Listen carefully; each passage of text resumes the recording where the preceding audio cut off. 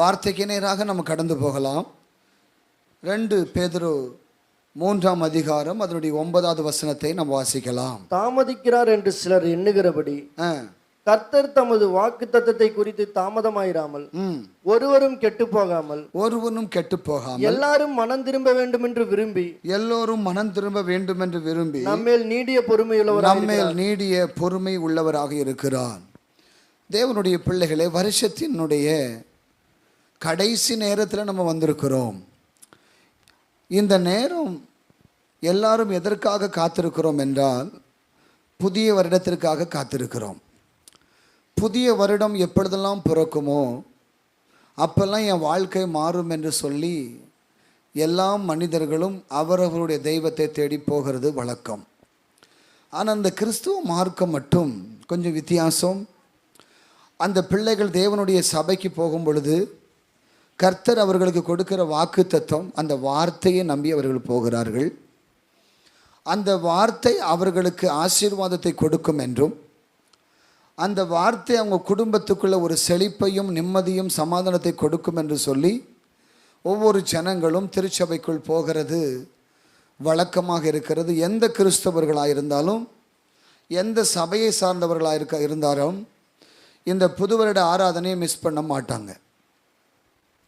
அப்படி எதற்காக இந்த ஜனங்கள் ஓடுகிறார் என்றால், ஆசீர்வாதத்திற்காக, விடுதலைக்காக, உயர்வுக்காக ஓடுகிறோம். நாம் என்ன எதிர்பார்த்து தேவனிடத்தில் வருகிறோமோ அதே போல தேவனும் நம்மிடத்தில் ஏதோ ஒரு காரியத்தை எதிர்பார்க்கிறார். அவர் எதிர்பார்க்கிற காரியத்தை நம்ம செயல்படுத்தினால் அவர் நமக்கு வைத்திருக்கிற ஆசீர்வாதத்தை நாம் எப்படி ஆகிலும் நம்ம என்ன செய்து விடலாம், சுதந்திரித்து கொள்ளலாம். நிறைய பேருடைய வாழ்க்கையில் நான்லாம் எதுவும் செய்ய முடியாது, அவர் எனக்கு ஆசீர்வதிக்கணும், அவரை நான் தெய்வமாக கொண்டிருக்கிறேன், ஆகையினால் அவர் என்னை ஆசீர்வதித்ததான் ஆக வேண்டும் என்று சொல்லி நிறைய பேர் தங்களுடைய வாழ்க்கையில் விசுவாசத்தில் நிற்கிறார்கள். நல்லது. ஆனால் வேதம் அப்படி எழுதப்படவில்லை. தேவன் ஒரு ஜனத்தை ஆசீர்வதிக்க வேண்டுமானால் அவர்கள் தங்கள் குற்றங்களை கர்த்தரிடத்தில் ஒத்துக்கொள்ள வேண்டும். தங்கள் வாழ்க்கையில் இருக்கக்கூடிய தவறான பழக்க வழக்கங்களை விட்டு மனம் திரும்ப வேண்டும். அவர்கள் தங்கள் வாழ்க்கையில் செய்து வந்த எல்லா விதமான தேவனுக்கு பிரியமில்லாத, தனக்கு பிடிக்காத சில காரியத்தை தங்கள் வாழ்க்கையை விட்டு மனம் திரும்ப வேண்டும் என்று கர்த்தர் விரும்புகிறார். எந்த பிள்ளையாக இருந்தாலும் கர்த்தர் மனம் திரும்பினால் மட்டும்தான் ஆசீர்வாதம். அந்த ஆசீர்வாதம் எங்கேயும் போகாது. உங்கள் ஆசீர்வாதம் உங்களுக்காக காத்திருக்கும். ஆனால் அந்த ஆசீர்வாதம் எப்பொழுது உங்கள் வாழ்க்கையில் நீங்கள் சுதந்திரிப்பீர்களானால், இந்த வார்த்தையை நீங்கள் படிக்கும் பொழுது எல்லாரும் மனம் திரும்ப வேண்டும் என்று கர்த்தர் விரும்புகிறார். ஒரு மனிதன் கூட கெட்டு போவது கர்த்தருக்கு சித்தமில்லை. ஒரு மனிதனு கூட பாவத்துக்குள்ளே இருப்பது கர்த்தருக்கு சித்தமில்லை. ஒரு மனிதனும் வியாதிக்குள்ளே கடந்து படுக்கையில், மரணப்படுக்கையில் இருப்பது தெய்வத்திற்கு சித்தமில்லை. அப்படியானால் எல்லா மனுஷனையும் ஆண்டவர் எப்படிப்பட்ட பாவியாக இருந்தாலும், எப்படிப்பட்ட துரோகியாக இருந்தாலும் அந்த மனுஷனை ஆண்டவர் வாலின்றா போய் விடுதலை செய்வது இல்லை. யாரை விடுதலை செய்கிறார்? யார் தன்னை நோக்கி ஏசப்பா என்னை மன்னியும், ஏசப்பா என்னை விடுவியும், நான் செய்த தவறுகளை ஒத்துக்கொள்ளுகிறேன் என்று சொல்லி மனம் திரும்புவதற்கு வாஞ்சவையாக இருக்கிறார்களோ அவர்களை இயேசு இறங்கி வந்து விடுவிக்கிறவராக, ஆசீர்வதிக்கிறவராக இருக்கிறார்.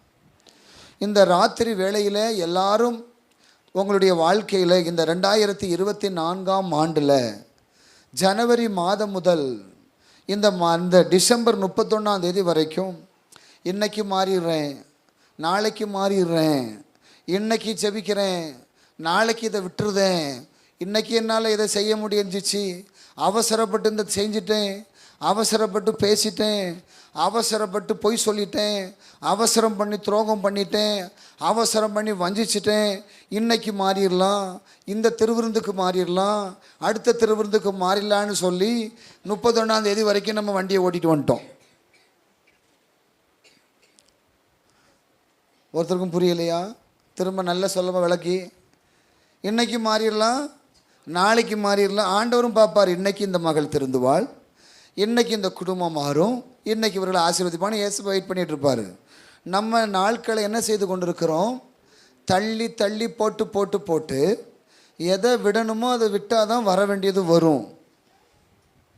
ஒரு இடம் இவ்வளோ தான் இருக்குது அப்படின்னா, இந்த சேரில் இருக்கிறத சேரில் போய் நீங்கள் உட்காரணும்னா இந்த பழைய பொருளெல்லாம் கீழே இறங்கணும். அதுக்கு மேலே அந்த இடத்துல தான் நீங்கள் போய் உட்கார முடியும். அதே போல் ஆண்டவர் உங்களை ஆசீர்வதிக்கணும்னா உங்கள் பாத்திரத்தை நீங்கள் கழுவ வேண்டும். உங்கள் பாத்திரத்தை ஆசீர்வாதமாக மாற்ற வேண்டும். அப்படி கர்த்தர் நம்மிடத்தில் விரும்புகிறார். இப்போ ஆண்டவருடைய வருகையை ஏன் அவர் தாமதம் பண்ணி கொண்டிருக்கிறார் தெரியுமா? ஏன் இதோ வருகிற மனம் திரும்புங்கள், பரலோக ராஜ்யம் சமீபமாக இருக்கிறது என்று சொல்லிக் கொண்டிருந்த வசனம் இன்னும் தாமதிப்பதின் காரணம் என்ன? நமக்காக தான் தாமதிக்கிறது. ஆமென். எத்தனை பேர் ஒத்துக்கொள்கிறோம்? நமக்காக தான் இயேசு தாமதிக்கிறார். இன்றைக்கு இரவில் இயேசு வந்தால் எத்தனை பேர் போவோம் என்று கரங்களை தூக்குங்க பார்க்கலாம். இயேசுப்பா இன்னைக்கு வந்தால் இந்த ராத்திரி 2 மணிக்கு மேலே வந்துட்டாருன்னா எத்தனை பேர் பரலோகத்துக்கு போவோன்னு சொல்லி உங்களுக்கு நிச்சயம் இருக்கிறது? காரணம் யாருமே தூக்க மாட்டேங்கிறீங்களே. அப்புறம் எதுக்கு இந்த 1 வருஷம் நம்ம சர்ச்சுக்கு போனோம்? எதுக்கு ஆண்டவரை தேடினோம்? எதுக்கு ட்ரெஸ் பண்ணிட்டு வந்தோம்? எதுக்கு பைபிளை சுமந்துட்டு வந்தோம்? அந்த ஃபஸ்ட் வீக் மட்டும் திருவிருந்துக்கு குடுன்னு ஓடி எதுக்கு வந்தோம்? இன்னைக்கு ஏன் வெள்ளை வஸ்திரத்தை தரித்து வந்தீர்கள்? சொல்லுங்க. உங்களுக்கு புரியும்படியாக நான் ஸ்லோவாக பேசிகிட்டு இருக்கிறேன். எதற்காக இயேசுவிடத்தில் வந்தோம்? அப்போ ஏன் போகிறதுக்கு ரெடியானு கேட்டால் இல்லைன்னு சொல்கிறீங்க? அப்போ எப்போ போவீங்க? எப்போ ரெடி ஆவீங்க? எப்போ பாவத்தை விடுவீங்க? உங்களுக்கே நிச்சயம் இருக்கிறதா? நான் உங்கள் பக்கத்து வீட்டில் இருக்கிறவங்கள திருத்துற வேலையை கேட்கல.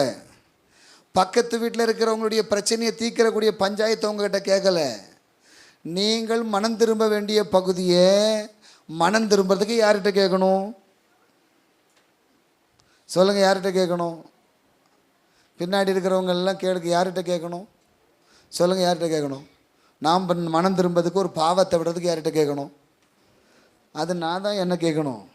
அப்போ ஏன் தாமதிக்கிறீர்கள்? நீங்கள் தாமதிக்கிறதுனால தான் இயேசு என்ன செய்கிறார்? தாமதிக்கிறார். மீண்டும் வாசிக்கிறேன். தாமதிக்கிறார் என்று சிலர் எண்ணுகிறபடி கர்த்தர் தமது வாக்கு தத்தத்தை குறித்து தாமதமாயிராமல், தம்முடைய வாக்கு தத்தத்தை நிறைவேற்ற முடியலங்கிறதுக்காக தாமதமாயிராமல், ஒருவரும் கெட்டு போகாமல் எல்லாரும் மனம் திரும்ப வேண்டும். எல்லாம் நல்ல கவனிங்க. ஒருவர் கூட கெட்டு போக கூடாதான். ஏசப்பா பார்வையில் இங்க இருக்கிற எத்தனை பேரும் அத்தனை பேரும் கெட்டு போக கூடாதான். எல்லாரும் மனம் திரும்ப வேண்டும். எல்லாரும் மனம் திரும்ப வேண்டும்னு இயேசு வெயிட் பண்றாராம். நம்மேல் நீடிய பொறுமை உள்ளவராக இருக்கிறார். எப்படி இருக்கிறாராம்? நீடிய பொறுமை உள்ளவராக இருக்கிறாராம். அப்போ ஏசப்பா எதுக்காக நம்மகிட்ட பொறுமையா இருக்கிறாரு? நீங்களும் பரலோகத்து பொதுக்கு என்ன வேணும்? மனம் திரும்ப வேண்டும்.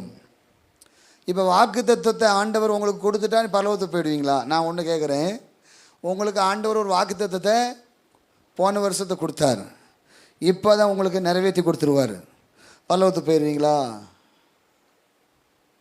போக முடியுமா? சரி, இந்த வருகிற வருஷமும் ஒரு வாக்கு தத்துவத்தை ஆண்டவர் கொடுக்க போகிறார். ஜனவரி மாதத்தில் வாக்கு தத்துவம் நிறைவேற்றிட்டார். நீங்கள் பரலோகத்துக்கு ரெடி ஆகிடுவீங்களா? இப்போ இந்த வாக்கு தத்துவ வசனங்கள் நம்முடைய மனசை திருப்திப்படுத்துறதுக்கும், நம்முடைய பொருளாதார ஆசீர்வாதத்தை பெற்றுக்கொள்கிறதுக்கும், குடும்பம் இந்த பூமியில் ஆசீர்வாதமாக இருப்பதற்காக ஆண்டவர் கொடுக்கக்கூடிய ஒரு பொக்கிஷம். இது நம்மளை பரலோகத்துக்கு கொண்டு போகாது. எது பரலோகத்துக்கு கொண்டு போகும்? நம்ம மனம் திரும்பினதும் பரலோகத்துக்கு போக முடியும். அந்த வார்த்தையை அப்படி தான் ஆரம்பிக்குது. மனம் திரும்புங்கள், பரலோக ராஜ்யம் சமீபமாக இருக்கிறது.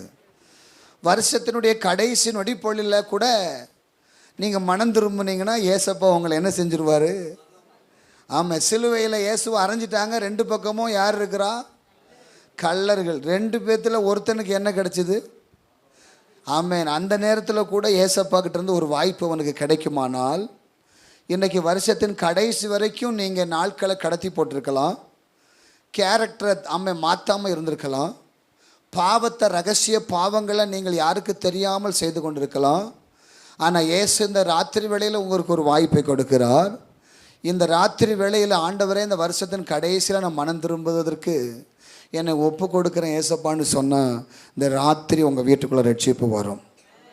இந்த ராத்திரி இந்த ஆசீர்வாதத்தை நீங்கள் சுதந்திரிப்பதற்கு தகுதி உள்ளவர்களாய் மாறுவீர்கள். புதிய வருஷத்தில் தேவன் வைத்திருக்கிற சகல நன்மைகளையும் பெறுவதற்கும் உங்கள் குடும்பம் சந்தோஷமாக இருவதற்கும் உங்கள் மனம் திரும்புதல் தான் தடையாக இருக்கிறது என்பதை கர்த்தர் இந்த ராத்திரி வேளையில் பேசி கொண்டிருக்கிறார். வாசிக்கலாம். அப்போஸ்தலர் நடபடிகள் 17ஆம் அதிகாரம் 30வது வசனம். அப்போஸ்தலர் நடபடிகள் 17:30. நல்ல கவனிங்க. அறியாமை உள்ள காலங்களில் தேவன் காணாதவர் போல் இருந்தார். இப்பொழுதோ மனம் திரும்ப வேண்டும் என்று எங்கும் உள்ள மனுஷனுக்கும் கட்டளை இடுகிறார். நல்ல கவனிக்கணும். ஆமென். நல்ல பைபிளெல்லாம் வீட்டில் போய் வாசிங்க. இங்கே சொல்கிறத கொஞ்சம் கவனிங்க. நல்ல கவனிங்க. அறியாமை உள்ள காலங்களில் தேவன் காணாதவர் போல் இருந்தார். இப்பொழுதோ இருங்க பிரதர். அறியாமை உள்ள காலத்தில் இயேசுவை நீங்கள் அறியாத வரைக்கும் உங்கள் பாவங்கள் எண்ணப்படவில்லை. இயேசுவை அறியாத வரைக்கும் உங்கள் பாவங்களை ஆண்டவர் பெரிதாய் பார்க்கவில்லை. இயேசுவை நீங்கள் தெரிந்து கொள்ளுகிற வரைக்கும் ஆண்டவர் உங்களை பெருசாக வந்து நியாயம் தீர்க்கவில்லை. ஆனால் வசனம் சொல்லுகிறது, அறியாமை உள்ள காலங்களில் தேவன் காணாதவர் போல் இருந்தார். இப்பொழுதோ மனம் திரும்ப வேண்டும் என்று எங்கும் உள்ள மனுஷர்களுக்கு அவர் கட்டளை இடுகிறார். ஆமென். மனம் திரும்புதல் என்பது ஒரு கட்டளையை பிறப்பிக்கிறது. ஏன் கட்டளை கொடுக்கிறார்? கடைசி நாட்களில் நீங்கள் சொல்லக்கூடாது, இந்த இயேசுவை ஆராதித்தேன், எனக்கு என்ன பிரயோஜனம்? இந்த இயேசுவை தேடி போய் எனக்கு என்ன பிரயோஜனம்? இந்த சபைக்கு நான் ஒரு தூணாக இருந்தேனே, இப்படி நடுவெளியில் நிற்கிறேனே, எனக்கு என்ன பிரயோஜனம்? ரகசிய வருகையில் இயேசு என்னை ஏற்றுக்கொள்ளவில்லையே, எனக்கு என்ன பிரயோஜனம்னு நீங்கள் கேள்வி கேட்கக்கூடாது தான் ஏசப்பா என்ன சொல்கிறார்? இப்போ ஒரு கட்டளையை பிறப்பிக்கிறார். என்ன கட்டளை? நீங்கள் மனம் திரும்ப வேண்டும் என்கிற கட்டளை. ஆமென் சொல்லுங்க பார்க்கலாம். நம்ம மனம் திரும்பினா பரலோகம் நம்ம குடும்பத்தினராய் திரும்பிடும். இதுதான் ரகசியம். இப்போ நல்ல கவனிங்க. ஏன் மனம் திரும்ப சொல்கிறாரு? நீங்கள் மனம் திரும்பாத வரைக்கும் ஏசப்பா என்ன செய்ய மாட்டார்? உங்களை கண்டுகொள்ள மாட்டார். எப்போ நீங்கள் மனம் திரும்பதற்கு உங்களை ஒப்பு கொடுக்குறீங்களோ அப்போ உங்கள் மேலே ஃபோக்கஸ் எங்கேருந்து வரும்? பரலோகத்திலிருந்து தேவ தூதர்கள், ஏசப்பா, பரிசுத்த ஆவியானவர் எல்லாரும் உங்கள் பக்கமாக திரும்பிடுவாங்க. எதுக்கு திரும்புவாங்க? ஆமென். காணாமல் போன 99 ஆடு காணாமல் போனாலும் ஆமென், ஒரே ஒரு ஆட்டுக்காக பரலோக ராஜ்யம் என்ன செய்யும்? மனம் திரும்ப வருகிற ஒரு ஆத்துமாவுக்கு பரலோக ராஜ்யம் என்ன செய்யும்? சந்தோஷப்படும். அல்லேலூயா. அதனால் ஏசப்பா எப்போவுமே எண்ணத்தை பார்த்துட்டு இருக்கிறார். அப்படின்னா யாராவது மனம் திரும்புவாங்களா? யார் மனம் திரும்புதுன்னா என்ன? உலகத்தை விட்டு திரும்புறது தான் மனம் திரும்புதல். இந்த பாவத்தை விட்டு திரும்புறது பேர் தான் மனம் திரும்புதல். இந்த உலகை வாழ்க்கையை விட்டு அசுத்தத்தை விட்டு பரிசுத்தத்துக்கு திரும்புகிறது தான் மனம் திரும்புதல். இது யாருக்கு கஷ்டம்? யாருக்குமே கஷ்டம் இல்லை. ஏசப்பா அதை தான் நம்மகிட்ட விரும்புகிறார். இப்போ கர்த்தருடைய பிள்ளைகளே, அறியாமை உள்ள காலங்கள் தேவன் காணாதவர் போல் இருந்தார். இப்பொழுது அப்படின்னா என்ன அர்த்தம்? இப்போ காணாமல் இருக்க முடியாது. நம்மளை ஆண்டவர் வாட்ச் பண்ணிகிட்டு இருக்கிறார். நம்மளை ஆண்டவர் என்ன செஞ்சுட்டு இருக்கிறாரு? நம்ம எங்கே போகிறோம், என்ன பண்ணுறோம், அப்படி நம்மளை எல்லா இடத்துலையும் தடுத்து தடுத்து தடுத்து பாதுகாத்து கொண்டிருக்கிறார். எதுக்குன்னா ஒரு மனுஷன் கூட கெட்டு போவது தேவனுக்கு என்ன இல்லையாமா? சித்தம் இல்லை. இன்னொரு வசனத்தை வாசிங்க. அப்போஸ்தலர் 3:20. 3ஆம் அதிகாரம் 20வது வசனம். உங்கள் பாவங்கள் நிவர்த்தி செய்யப்படும் பொருட்டு நீங்கள் மனம் திரும்பி குணப்படுங்கள். உங்கள் பாவங்கள் நிவர்த்தி செய்யும் பொருட்டு நீங்கள் மனம் திரும்பி குணப்படுங்கள். ஹல்லேலூயா. எல்லாருடைய வாழ்க்கையிலையும் கடன் பிரச்சனை ஒரு பெரிய அழுத்தமாக இருக்கும். இந்த கடன் பிரச்சனைக்கு ஒரு நபர் கடந்து கவலைப்படாதப்பா, உன் கடனை நான் அடைச்சிறேன்னு சொன்னால் அவன் வாழ்க்கையில் அன்னைக்கே அந்த நிம்மதி வந்துடும். திரும்ப அந்த கஷ்டமெல்லாம் அன்றைக்கி வெளியே போயிடும். ஆனால் இந்த பாவம் மட்டும் ஒரு மனுஷனுடைய வாழ்க்கையில் இன்னொரு மனுஷன் ஏற்றுக்கொள்ள முடியாது. என்ன செய்ய முடியாது? நீ ரொம்ப பாவம் செஞ்சிட்டியா, பரவாயில்ல, இன்னையிலேருந்து உன் பாவத்தையெல்லாம் நான் ஏற்றுக்கொள்கிறேன், நீ கவலைப்படாதன்னு யாரும் நமக்கு சொல்ல முடியாது. அதே போல தான் அப்படி ஒருத்தர் சொன்னாருன்னா ஏசப்பா மட்டும்தான். என்ன சொல்லியிருக்கிறாரு? அல்லேலூயா. வருத்தப்பட்டு பாரம் சுமக்கிறவர்களே எல்லாரும் என்னிடத்தில் வாருங்கள், நான் உங்களுக்கு இளைப்பாறுதல் தருவேன். அல்லேலூயா. எதனால் வருத்தப்படுறீங்க? பாவம் செஞ்சுட்டேன், எனக்கு எப்போ பரிசுத்தம் கிடைக்கும், பாவம் செஞ்சுட்டேன், எப்போ இந்த வாழ்க்கையில் ஒரு மன்னிப்பு கிடைக்குன்னு சொல்லி அம்மை கஷ்டத்தில் அழுத்தத்தில் நிம்மதி இல்லாமல் இருக்கும் பொழுது ஏசு சொல்லுவார், எப்போ நீ பாவத்தை உணர்ந்தையோ, பாவம் செய்து தப்பு தான் என்பதை உணர்ந்தையோ, அப்போவோ உன்னை நான் மன்னிச்சிட்டேன்னு சொல்லி ஏசப்பா என்ன செய்கிறார்? ஆமாம், நம்முடைய பாவத்தை அவர் ஏற்றுக்கொண்டு அவருக்குள்ளே இருக்கக்கூடிய பரிசுத்தத்தை நமக்குள்ளே கொடுத்து நம்மை மீட்டிருக்கிறார். அந்த நல்ல இயேசு இந்த ராத்திரி வேளையில் நம்முடைய மத்தியில் இறங்கி வந்திருக்கிறார். 2 நபர்களை குறித்து நான் ஓரலாக சொல்லி முடிக்க விரும்புகிறேன். அல்லேலூயா. ஒரு மனிதன் சகையு.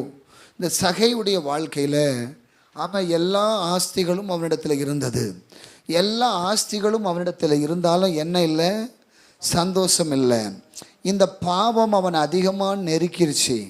நம்ம அநியாயமாக எல்லாருக்கிட்டையும் பணம் வாங்கினதுனால அந்த பாவமும் இந்த சாபமும் என் பிள்ளைகளை என்ன பண்ணும், அதையும் தெரியாமல் இவ்வளோ பெரிய பாவத்தை நான் செஞ்சிட்டேன்னு சொல்லி இந்த மனுஷன் என்ன செஞ்சிட்டான்? தன்னுடைய வாழ்க்கையில் ஒரு அங்கலாய்ப்புக்குள்ளே கடந்து போனான். இவனுக்குள்ளே என்னன்னா, ஆமென், இயேசுவை நான் பார்க்கணும், இயேசு என்னை பார்க்கக்கூடாது. தூரத்துலேருந்து இயேசுவை பார்த்தா எனக்கு ஒரு சந்தோஷம் கிடைக்கும்னு நினச்சி தான் என்ன செஞ்சுருக்கிறாரு? இந்த சகையு காட்டு அத்தி மரத்தின் மேல் ஏறிட்டார். இந்த அத்தி மரத்தின் மேலே ஏறின போதே இவன் மனம் திரும்பினதுக்கு ஒப்பு கொடுத்துட்டான்னு அர்த்தம். ஆமே. இயேசுவை பார்க்கணும்னு யார் விரும்புவா தெரியுமா? எந்த மனுஷன் கடைசியில் எல்லாத்துலேயும் தோற்று போனான்னு அவன் தான் இயேசுவை பார்க்க நினைப்பான். ஒன்று, எல்லா இடத்துலையும் சுற்றி சுற்றி பார்த்துட்டு எங்கேயுமே நிம்மதி இல்லாத ஒரு மனுஷனால தான் இயேசுக்கிட்ட வர முடியும். எல்லாத்தையும் இழந்த ஒரு மனுஷனால தான் இயேசுக்கிட்ட வர முடியும். ஏன்னா அவர் தான் எல்லாத்தையும் என்ன செய்வார்? ஆமென், எதிர்பார்க்காமல் நன்மை செய்கிற கர்த்தர் இயேசு மட்டும்தான். ஆமென் சொல்லுங்க பார்க்கலாம். எதையுமே எதிர்பார்க்காத கர்த்தர் இயேசு. அந்த இயேசு என்ன எதிர்பார்க்கிறா? ஒரு மனிதன் என்னிடத்தை திரும்ப வேண்டும், தன் பாவத்தை விட்டு விட்டு திரும்ப வேண்டும்னு நினைத்தா அப்படி திரும்ப நினைச்ச மனுஷன்தான் சகைவு. அவன் மரத்தின் மேலே ஏறின உடனே இயேசு அவர் அந்த பக்கமாக போகிறத பார்க்கலான்னு நினச்சான். ஆனால் இயேசு என்ன பண்ணிட்டாரு? நேரம் மரத்துக்கு கீழே வந்துட்டார். ஏன் மரத்துக்கு கீழே வந்துட்டார்? இவன் மனம் திரும்புறதுக்கு ரெடி ஆகிட்டான். இப்போ இவனை விட்டா இவனை அடுத்து பிடிக்க முடியாதுன்னு சொல்லி மற்ற வேலையை விட்டுட்டு ஏசப்பா யார்கிட்ட வந்துட்டார்? ஆமாம், சகைக்கிட்ட வந்துட்டார்.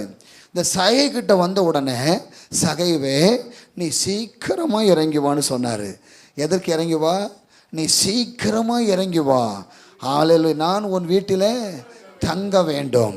இந்த வார்த்தையை 2 மாதத்துக்கு முன்னாடி பணம் வசூலித்து கொண்டிருந்த சகைவாக இருந்தால் இயேசு போயிருக்க முடியாது. ஆனால் வசூலித்தது தப்பு தான் தெரிஞ்சதுக்கு அப்புறம் தான் இயேசு போகிறார். நல்ல கவனிக்கணும். இந்த இயேசு கிட்ட வந்த உடனே இந்த சகைவாலை ஒன்றுமே செய்ய முடியல. இந்த பரிசுத்தமுள்ள தெய்வம் என்ன தேடி வந்துட்டாரே, நான் எவ்வளோ அழுக்கான நபர், இந்த இயேசுவோடு நான் கூட போனால் இந்த இயேசுவையும் தப்பாக பேசுவாங்களேன்னு சொல்லி இவன் போவதற்கு யோசிக்கும் பொழுதே ஏசப்பா அப்படி என்ன செஞ்சிட்டாரு? கூட்டி தோள் மேலே கைப்பட்டு கூட்டி போயிருப்போன்னு நினைக்கிறேன். கூட்டிகிட்டு போகும்பொழுது கூட நிற்கிறவங்கெல்லாம் இவங்களை பார்க்க இவனுக்குள்ள ஐயோ நம்ம பாவின்னு சொல்லி இவங்க எல்லாரும் பார்க்குறாங்களே, இதுக்கு பிறகு நம்ம ஒத்துக்கொள்ளலைன்னா தப்பாக இருக்காதுன்னு சொல்லி ஏசப்பா இந்த ஜனங்களுக்கு நான் 4 என்னதெல்லாம் வாங்கினனோ அதையெல்லாம் 4 தனையாக திரும்ப கொடுத்துட்றேன்ப்பா. இப்படி சொன்ன உடனே அவனுடைய வாழ்க்கையில் பெரிய ஒரு ரட்சிப்பை கட்டளை இடுவதற்கு ஒரு காரணமாயிடுச்சு. என கேட்கிற தேவனுடைய பிள்ளைகளே, ஒருவேளை நீங்கள் உங்கள் ரகசிய பாவம் இயேசுகிட்ட சேர விடாமல் தடுக்குதா? உங்கள் வாழ்க்கையில் யாருக்கும் தெரியாமல் செய்து கொண்டு இருக்கிற சில பாவங்கள் இயேசுகிட்ட பரிசுத்தமுள்ள தெய்வத்துக்கிட்ட நெருங்க விடாதபடிக்கு தடுக்குதா? ஐயோ, ஒரு பரிசுத்தமுள்ள தெய்வம், அவரெல்லாம் என்னை ஏற்றுக்கொள்ள மாட்டார், அந்த இயேசு சாமி ரொம்ப பரிசுத்தமுள்ளவர், அந்த சபைக்கு இயேசுகிட்ட போனாலே தண்ணி அடிக்க முடியாது, இயேசுகிட்ட போனாலே முதல்ல தம் அடிக்கக்கூடாது, அவன் பாக்கு போடக்கூடாது, இப்படியெல்லாம் சொல்லுவாங்களே, இதையெல்லாம் வச்சுக்கிட்டு நான் எப்படி போவேன்? இதெல்லாம் வச்சுட்டு போனால் அவங்க என்னை ஏற்றுக்கொள்ள மாட்டாங்களான்னு சொல்லி உங்களுக்கு அநேகருக்குள்ள இந்த தடுமாற்றம் இருக்கும். என்னை கேட்குற தெய்வ பிள்ளையே, இந்த சகைக்கும் இதே தடுமாற்றம் இருந்ததுனால தான் இயேசுக்கு தெரியாமல காட்டு அத்தி மரத்து மேல் ஒளிந்து கொண்டு பார்க்க போனான். அதே போல் இந்த சபையில் இந்த ராத்திரி வேளையில் ரட்சிக்கப்பட்டவங்களோ ரட்சிக்கப்படாதவர்களோ கர்த்தர்கிட்ட நெருங்க முடியாமல் தலை குனிஞ்சு நிற்கிறீங்களா? அழாதீங்க. இயேசுகிட்ட சொல்லுங்க, அப்பா என்ன மன்னிச்சிருங்க, உங்ககிட்ட வந்துட்டேன்ப்பா, உங்ககிட்ட நான் வந்துட்டேன்ப்பா, என்னிலேருந்து என் வாழ்க்கையை உங்ககிட்ட கொடுத்துட்றேன்ப்பா, எதையெல்லாம் விடணுமோ விட்டுருதேன்ப்பா, என்னை ஏற்றுக்கொள்ளுங்கன்னு ஒரு வார்த்தை அன்னைக்கு நீங்கள் சொல்லுவீங்கன்னா, ஏசப்பா சகைவினுடைய வீட்டுக்குள்ளே தங்கி ரட்சிப்பை கொடுத்தது போல உங்கள் வீட்டுக்குள்ளேயும் கர்த்தர் ரட்சிப்பை கொடுக்க வல்லவராக இருக்கிறான். ஆமேன்னு சொல்லுங்க பார்க்கலாம். ஏன்னா இன்றைக்கி வந்திருக்கிறது ரொம்ப முக்கியம் அல்ல. நீங்கள் ரொம்ப வரும்போது ரொம்ப கஷ்டப்பட்டு வந்திருப்பீங்க. போகும்போது நீங்கள் கஷ்டப்பட்டு போகக்கூடாது, சந்தோஷத்தோடு போகணும், மன நிம்மதியோடு போகணும், ஏதாவது ஒன்று பெற்றுக்கொண்டு தான் நீங்கள் போகணும்.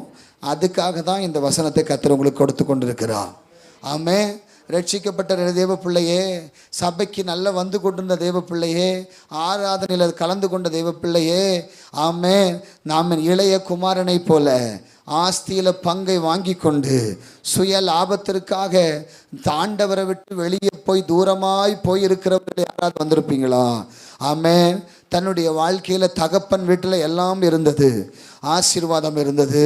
ஆமே. அவனுக்கு உதவி செய்ய உதவியாளர்கள் இருந்தார்கள், நன்மை. அவனுக்கு வாழ்க்கையில் ஒரு குறையுமே இல்லாத ஒரு வாழ்க்கை இளையகுமாரன் வாழ்ந்து கொண்டு இருந்தான். ஆனால் ஒரு சந்தர்ப்பத்தில் புத்தி கெட்டு போய் வீட்டுக்குள்ளே இருக்கிற ஆஸ்தியெல்லாம் அப்பாட்ட வாங்கி சண்டை போட்டு போயிட்டான். போனதுக்கு பிறகு தன்னுடைய உலகத்தில் தோற்று போனான். அவனுடைய வாழ்க்கை பயணம் கடைசியில் பன்றியோடு கூட ஆகாரம் புசிக்கக்கூடிய சூழ்நிலை வந்து விட்டது. மரியாதை போனது, ஆமை மகிமை போனது, பெற்றுக்கொண்ட ரட்சிப்பு போனது, பாதுகாப்பு போனது, எல்லாம் போன நிலையில் நிருகதையாய் அனாதையாய் உதவி செய்ய கூட நல்லா இருக்கியான்னு கேட்க ஆள் இல்லாதபடிக்கு தன்னந்தனையாய் அழுது கொண்டிருந்த சகைவு தன் தகப்பன் வீட்டை நினைத்து பார்த்தான். அல்லேலூயா.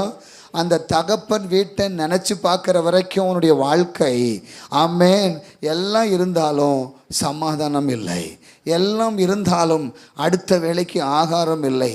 ஆனால் அந்த மனுஷனுடைய வாழ்க்கையில் என் தகப்பன் வீட்டில் எத்தனையோ பேர் சாப்பிட்றாங்க, நான் அந்த வீட்டுக்கு போனால் என் அப்பா என்னை ஏற்றுக்கொள்ளுவார், ஆமே, ஒரு வேலைக்காரனையாவது போல் என்னை வச்சுப்பார்னு சொல்லி அவன் மனம் திரும்பி அந்த வீட்டை விட்டு வந்தான், அந்த இடத்தை விட்டு வந்தான். ஆமே. அவனுடைய வாழ்க்கையில் மறுபடியும் ஆசீர்வாதத்தை, மறுபடியும் சுதந்திரத்தை, மறுபடியும் வீட்டுக்குள்ள உரிமையை பெற்றுக்கொண்டு அந்த குடும்பத்தில் அங்கத்தினராக மாறினான். அவன் வாழ்க்கையில் இருக்கிற அடிமைத்தனம் மாறினது. இந்த வருஷத்தின் முடிவில் வந்திருக்கிற தெய்வ பிள்ளைகளே, நீங்கள் ஒருவேளை வேறு சபைக்கு போகிறவர்களாக இருக்கலாம், ஒரு சில பிள்ளைகள் இங்கே வருகிறவர்களாக இருக்கலாம். உங்கள் தனிப்பட்ட ஜீவிதம் உங்களுக்கும் இயேசுக்கு தான் தெரியும். ஆமேன். நீங்கள் தான் முடிவெடுக்கணும். நான் சரியாக இருக்கிறேனா, கர்த்தருக்குரிய காரியத்தை நான் கரெக்டாக செய்கிறேனா, என் வாழ்க்கை இப்போ எங்கே இருக்கிறோம், நான் எங்கே நிலைமையில் இருந்து கொண்டு இருக்கிறேன், நான் நிம்மதியாக இருக்கிறேனா, நான் பரலோகத்துக்கு போவேனா, நரகத்துக்கு தான் போவேனா என்பதை நீங்கள் தான் நிதானிக்கணும். நீங்கள் பெற்றுக்கொண்ட ரட்சிப்பு எங்கே போச்சு, பெற்றுக்கொண்ட அபிஷேகம் எங்கே போச்சு, பெற்றுக்கொண்ட தேவனுடைய சகல விதமான பிரசனமும் எங்கே போச்சு, இது எல்லாவற்றையும் எங்கே போய் தொலைத்தீர்களோ, எங்கு விட்டீர்களோ, கவலைப்படாதீர்கள். இயேசு உங்களுக்காய் காத்திருக்கிறார். இந்த வருஷத்தின் கடைசியில் மனம் திரும்பக்கூடிய ஒரு ஆத்மாவுக்காக இயேசு இறங்கி வந்திருக்கிறார். இயேசுவே, உங்களை ரொம்ப மிஸ் பண்ணிட்டேன்ப்பா, என்னை மன்னிச்சிருங்கப்பான்னு ஒரு வார்த்தை சொல்லுங்கள். உங்கள் வீட்டுக்குள்ளே இன்றைக்கி ரட்சிப்பு வரும். உங்கள் நிமித்தம் உங்கள் குடும்பத்தில் ஒரு பெரிய சந்தோஷம் இன்னையிலிருந்து பிறக்க ஆரம்பிக்கும். உங்கள் மூலம்தான். அல்லேலூயா. ஒரே ஒரு நினிவே தேசத்தில் ஒரே மனிதனுடைய வார்த்தை தான் அத்தனை பேருடைய வாழ்க்கையும் மாற்றினது. ஒரே மனுஷனுடைய பிரசங்கம்தான் நினிவே தேசத்தில் இருக்கிற சகல ஜனங்களுக்கும் ரட்சிப்பை கொடுத்தது. அதே போல் வருஷத்தின் கடைசியில் இந்த திருச்சபையில் வந்து அமர்ந்திருக்கிற தெய்வ பிள்ளையே, நீங்கள் ஒரு ஆள் மனம் திரும்பினா உங்கள் குடும்பம் ஆசீர்வதிக்கப்படும். நீங்கள் ஒரு நபர் திரும்பினா இன்னைக்கு கொடுக்கப்படுகிற வாக்கு தத்துவம் உங்கள் குடும்பத்தை நிரப்பும்.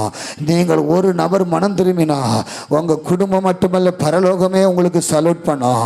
நீங்கள் மனம் திரும்பினா ஒரு கூட்டம் உங்கள் கூட ஓடி வரும். இன்னைக்கு தேவ தூதர்கள் உங்கள் வீட்டுக்கு வருவாங்க, பணிவிட ஆவிக உங்கள் வீட்டுக்கு வருவாங்க, உங்களை விசாரிக்க ஒருத்தர் வருவா. அவர் தான் இயேசு. உங்கள் கண்ணீரை துடைக்க ஒருவர் வருவா. அவர் தான் இயேசு. எனக்கு இனி யார் இருக்கிறா, நான் எதற்கு வாழணும், எனக்கு என்ன வாழ்க்கை, நாளைக்கு என்னை விசாரிக்க யாருமே இல்லைன்னு சொல்லி அழுது கொண்டு வந்திருக்கிற தாயே, அழுது கொண்டு வந்திருக்கிற தகப்பனே, அழுது கொண்டு வந்திருக்கிற சகோதரனே, இயேசு இந்த நாட்களில் உங்கள் அருகாமையில் நின்று கொண்டு அங்கலாய்த்து கொண்டிருக்கிறா. ஏன் மகளே, உனக்கு என்ன ஆச்சு? நான் சொல்லியிருக்கிறேனே, நான் அவர் உங்களை விசாரிக்கிறவர் ஆனபடியினால் உங்கள் கவலைகள் எல்லாம் அவர் மேலே வைத்து விடுங்கள் என்று நான் சொல்லியிருக்கிறேனே. என்கிட்ட உன்னுடைய கஷ்டத்தை சொல்லாம, என்னிடத்தில் இன்னும் நெருங்கி வராம எங்க தூரமாய் போய்கொண்டிருக்கிறா. நீ எவ்வளோ தூரம் போனாலும் அங்கேயும் நான் தான் இருக்கிறேன். வானத்துக்கு நீ ஏறினாலும், பாதாளத்தில் படுக்கை போட்டாலும் அங்கேயும் இயேசுதானே இருக்கிறா. ஏன் அழ வேண்டும்? ஏன் கண்ணீர் வடிக்க வேண்டும்? மனதுக்குள்ள கஷ்டங்களை போட்டு புதைத்து வைத்து கொண்டு ஒரு கிறிஸ்துவ பிள்ளை அழலாமா? ஒரு தேவனை அறிந்த பிள்ளை அழலாமா? இயேசுவை தன் தகப்பனாய் ஏற்றுக்கொண்ட பிள்ளைகள், சொந்த இரட்சகராய் ஏற்றுக்கொண்ட பிள்ளைகள், இயேசுவை உங்களுக்கு முன்பதாக வைத்துக்கொண்டு நீங்கள் அங்கும் இங்கும் அலைந்து திரியலாமா? கர்த்தர் நேரில் உங்களோடு பேசுகிறா. மகளே, நீ அலைந்து தெரிய வேண்டாம். உன் கண்ணீரை நான் துடைப்பேன், உனக்கு நான் ஆறுதலாக இருப்பேன். சகையுக்கு இறங்கினது போல நான் உனக்கு இறங்க வேண்டுமா? இந்த ராத்திரி வேளையில ஓடிவா, ஓடிவா, என் சமூகத்துக்கு ஓடிவா, சீக்கிரமா ஓடிவா, சீக்கிரமா இறங்கி வா. உன் சாணத்தை விட்டு இறங்கி வா, உன் பாவத்தை விட்டு இறங்கி வா, உன்னுடைய பெருமையை விட்டு இறங்கி வா, உன் அந்தஸ்தை விட்டு இறங்கி வா, உன் பிடிவாத குணத்தை விட்டு இறங்கி வா. இயேசு இன்னைக்கு உனக்கு ரட்சிப்பை கொடுக்க வந்திருக்கிறா. இயேசு உன் குடும்பத்தை விசாரிக்க வந்திருக்கிறா. இயேசு உன்னை கீழாக்காமல் மேலாக்க ஓடி வந்திருக்கிறா. உன்னை வாளாக்காம தலையாக்க இறங்கி வந்திருக்கிறா. ரட்சிப்பை கொடுத்து, ரட்சிப்பின் வஸ்திரத்தை கொடுத்து பரலோக மணவாட்டியாய் மாற்ற என் இயேசு வெண் வஸ்திரத்தோடு இந்த இடத்துல இறங்கி வந்திருக்கிறா. யாரோட கர்த்தர் பேசி கொண்டிருக்கிறா. ரேக்கேபா, நீ தூங்கி பல நாளாய் மகள் ஆயிற்று. மகளே, நீ தூங்கி பல நாள் ஆயிற்று. உன் படுக்கையை கண்ணீரால் நீ வடித்துக் கொண்டிருக்கிறாய். உன் படுக்கையில் நீ சந்தோஷமாக இருந்த நாட்களை காட்டிலும் நீ துக்கமாக இருந்த நாட்கள் அதிகமாக இருக்கிறது என்று கர்த்தருடைய ஆவியானவர் சொல்லுகிறார். இன்றைக்கு உன் வீட்டுக்குள்ள ரட்சிப்பு வரும். இயேசுவுடைய வல்லமை உன் வீட்டுக்குள்ள இப்ப இறங்குது, உன் எல்லைக்குள்ள இறங்குது. உன் துக்கம் சந்தோஷமாய் மாறப்போகிறது. இன்னும் கொஞ்ச நேரத்தில் உன் துக்க நாள் சந்தோஷமாய் மாறும். உன் வாழ்க்கை துளிர்விட போகிறது. உன் சுக வாழ்வு துளிர்விட போகும். In the name of Jesus. உன் இருதயம் கலங்காமல் இருக்கட்டும். இயேசு தான் உன்னை கொண்டு வந்தார். நீ வருவதற்கு முயற்சி செய்தாய், ஆனா பிசாசு உன்னை தடுத்தான். நீ வருவதற்கு நீ முயற்சி செய்தாய், ஆனா பிசாசு உன்னை வரக்கூடாதபடிக்கு தடுத்தான். கர்த்தரே உன்னை கொண்டு வந்து சேர்த்தார். எதற்கு தெரியுமா? உன் வீட்டுக்குள்ள ஒரு ரட்சிப்பை கொடுக்க. உன்னோடு கூட இயேசு, உன்னோடு கூட இயேசு, உன்னோடு கூட இயேசு என்பதை, இயேசு இருக்கிறார் என்பதை ஜனங்கள் அறிந்து கொள்ளும்படியாய் உன் குடும்பம் உன்னை ஒதுக்கி வச்சிருக்கிறாங்க. இயேசு உன்னை இணைக்க போகிறார். இயேசு இணைப்பார். இயேசு இணைப்பார். அவர் இணைக்கிறவர். அவர் இணைக்கிறவர். உன் வாழ்க்கையை புதுப்பிக்கிறேன்னு சொல்றாரு. உன் வாழ்க்கையை புதுப்பிக்கிறேன்னு சொல்றாரு. சகலவற்றையும் புதிதாக்குகிறேன் என்று சொல்லுகிறார். உன் இருதயம் கலங்காமல் இருக்கட்டும். மூன்று சகோதரிகள் அழுது கொண்டிருக்கிறீங்க. உங்க துக்க நாட்கள் சந்தோஷமாய் மாறப்போகிறது. இனி அழ வேண்டாம். வருஷத்தின் கடைசியில் இன்னையோடு அழுது முடிச்சிருங்க. நாளையிலிருந்து கர்த்தர் ஆனந்த களிப்பை, மகிழ்ச்சியை, சந்தோஷத்தை கர்த்தர் உங்களுக்கு கொடுப்பாராக. ஆமென், ஆமென், ஆமென். இந்த வசனத்தின்படி கர்த்தர் உங்களை ஒவ்வொருவரையும் ஆசீர்வதிக்கட்டும். தொடர்ந்து இன்னும்